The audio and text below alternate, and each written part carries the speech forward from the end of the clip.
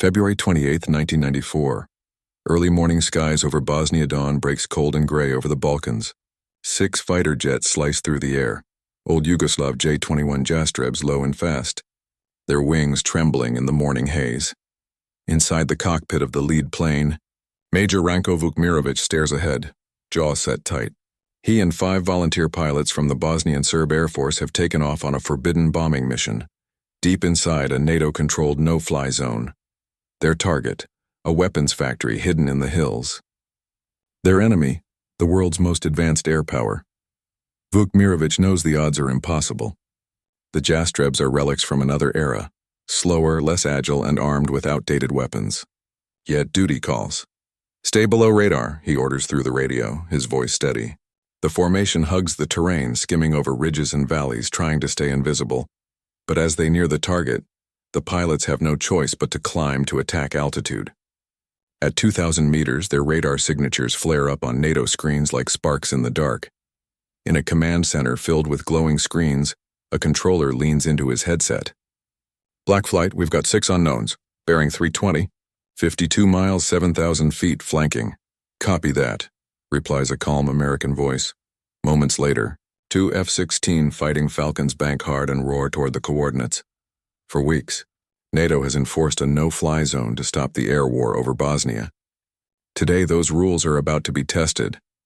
Vukmirovic sights the target through his canopy, the faint outline of buildings below.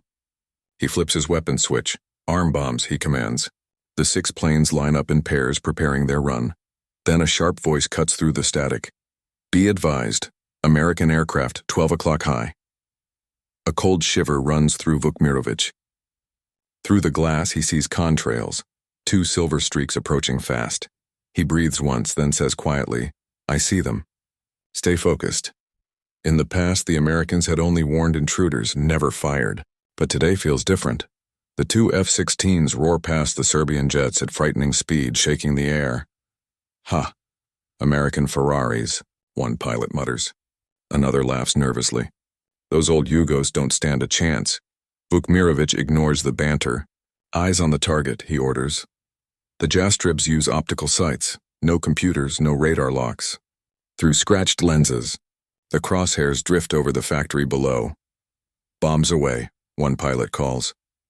Explosions ripple across the compound as their crude but deadly 550-pound bombs strike home.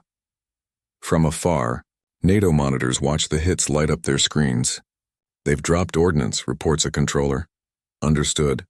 You are cleared to engage. Weapons free." "Roger that," replies the F-16 lead. "Let's clean this up." He switches modes on his HUD, air-to-air combat. The radar lockbox turns red. Fox 3.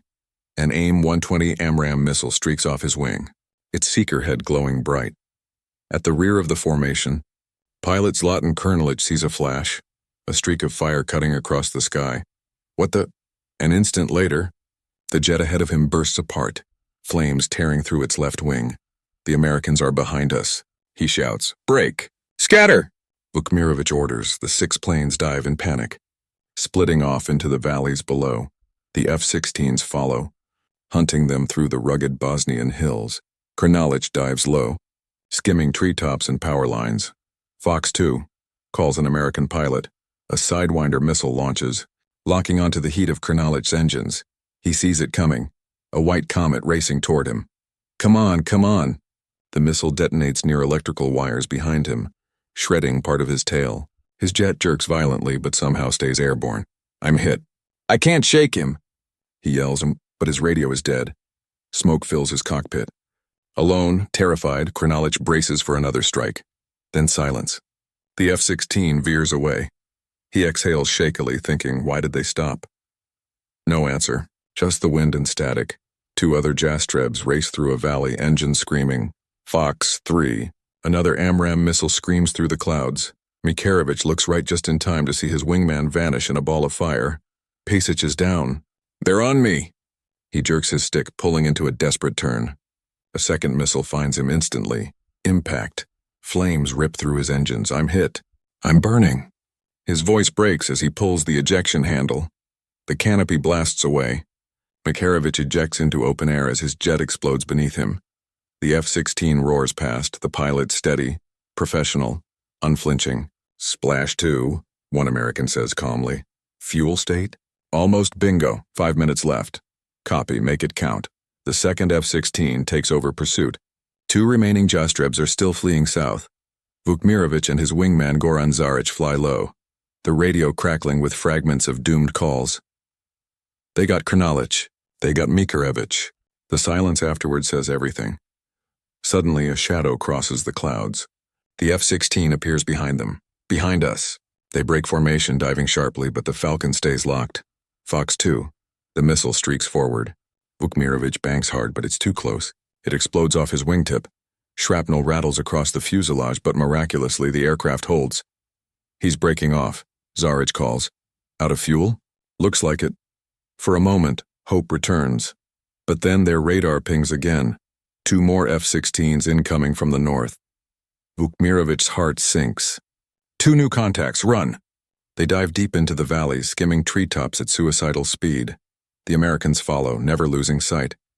Vukmirovic knows there's no outrunning them. He makes a desperate call. Goran, follow me.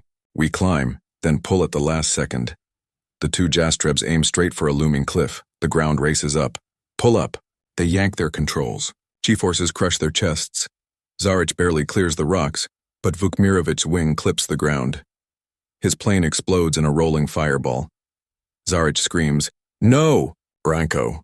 No parachute appears. He pulls into another dive, tears blurring his vision. Fox 2. The missile hits. His aircraft disintegrates mid-air. Zaric ejects, but he's too low. The chute barely opens before he falls into the fire below. Splash 1, the American pilot says. Engaging final bandit.